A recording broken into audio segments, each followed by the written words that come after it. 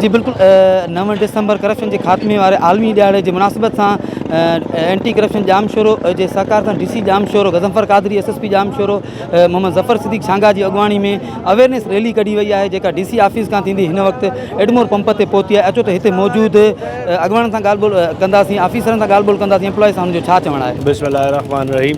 Anti corruption के यौम के दिन के हवाले से आज पूरे डिस्ट्रिक्ट जाम शोरूम में DC साहब की सरबराही में तमाम जो हमारे गवर्नमेंट के डिपार्टमेंट्स हैं उनके तहत एक रैली का इनकाद किया गया DC ऑफिस से लेके। इस रैली का मकसद ये है कि हम अवेयरनेस कैंपेन करें जिसमें ये बताया जाए कि करप्शन जो है वो अदारों की एफिशिएंसी को अंडरमाइन करती है और हमें जो करप्ट प्रैक्टिसेस को ख़त्म भी करना चाहिए, डिस्करेज भी करना चाहिए, उनके ख़िलाफ़ आवाज़ भी उठानी चाहिए। जीअं त अॼु 9 डिसंबर जो ॾींहुं आहे ऐं हे एंटी करप्शन डे आहे। हे नासूर असांजे मुआशरे खे खाए पियो ऐं जंहिंसां असांजे जेके मुल्क जूं जड़ूं जेके आहिनि सो उहे कमज़ोर पई थियनि। इन जे ख़िलाफ़ अॼु आगाही मुहिम जो जेको आहे सो इनकाद कयो वियो आहे। तंहिंमें रैली कढी वई आहे त अवाम नास खे असां आगाह कयूं त जनरल पब्लिक के हू हिन जेके नासूर खां इनकार कनि ऐं जेके आहिनि सो इदारा आहिनि उन्हनि में जेके आहिनि सो उन्हनि जी कंप्लेन पेश कनि ऐं उनखे इन करप्शन खां इनकार कनि।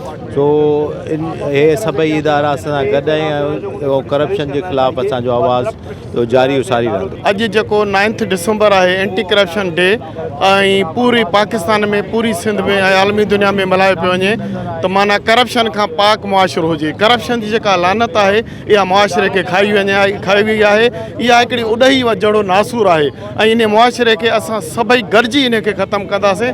तव्हां सहाफ़ी दोस्त हुजनि या पब्लिक हुजे कोई भी हुजे, इन जो मिलियल हल हिकिड़ो कढणो पवंदो, इन मुआशिरे खे पाक करिणो पवंदो। हिकिड़ो अहिड़ो नासूर आहे जेको क़ौम खे खाईंदो आहे ऐं अवशी वल मुर्तशी किला हुमा फिनार इहे असांजूं हदीसूं बि आहिनि, असांजूं क़ुरान शरीफ़ जूं आयतूं बि आहिनि त रिश्वत वारो जेको आहे जानवी आहे।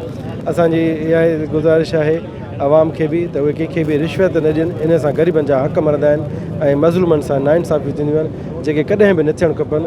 ऐं हिन ॾींहं ते असां इहो वाइदो थो कयूं त असां पंहिंजे मुआशिरे खे पुरअमन बावकार ऐं करप्शन खां पाक मुआशिरो बणाईंदासीं। बिस्मिल्लाहिर्रहमानिर्रहीम। हीअ जेको अॼु जो ॾिहाड़ो आहे माली बदनवानी जे ख़िलाफ़ु मल्हायो पियो वञे।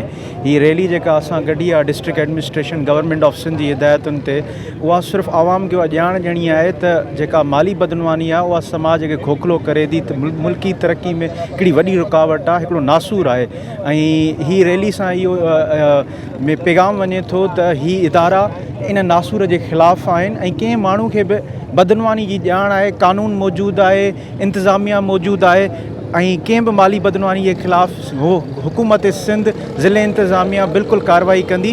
इहा ॼाण जेका आहे आवाम खे पहुचणु घुरिजे। तव्हां दोस्तनि जे तवसुस सां या बिल्कुलु ही रैली सां हिकिड़ो मैसेज वञे थो त हुकूमत ऐं उनजा इदारा माली बदनवानी जे ख़िलाफ़ु आहिनि, उनजे ख़िलाफ़ु एक्शन खणी रहिया आहिनि। अॼु 9 डिसंबर ते हिकिड़ी असां रैली कढंदा आहियूं, हर ईयर कढंदा आहियूं, हर साल। हिन साल कढी आहे सिर्फ़ु आवाम खे अवेयरनेस ॾियण लाइ त उन्हनि जा के बि इशूज़ वग़ैरह आहिनि त उहे असां सां कॉन्टेक्ट कनि त उन जा जल्द असां करायूं। बाक़ी इंटरनेशनल डे आहे, पूरी कंट्री में इहो सेलिब्रेट थींदो आहे, असां बि सेलिब्रेशन कयूं पिया। नाज़रीन हिते मौजूद ऑफिसर्स जी तव्हां ज़िले इंतिज़ामिया थोरो एंटी करप्शन जे इन एम्प्लॉइज़ जी ॻाल्हि ॿोल ॿुधी। हिननि जो इहो ई चवणु आहे त करप्शन हिकु नासूर आहे, करप्शन वठंदड़ बि जहन्नमी आहे, करप्शन ॾींदड़ बि जहन्नमी आहे।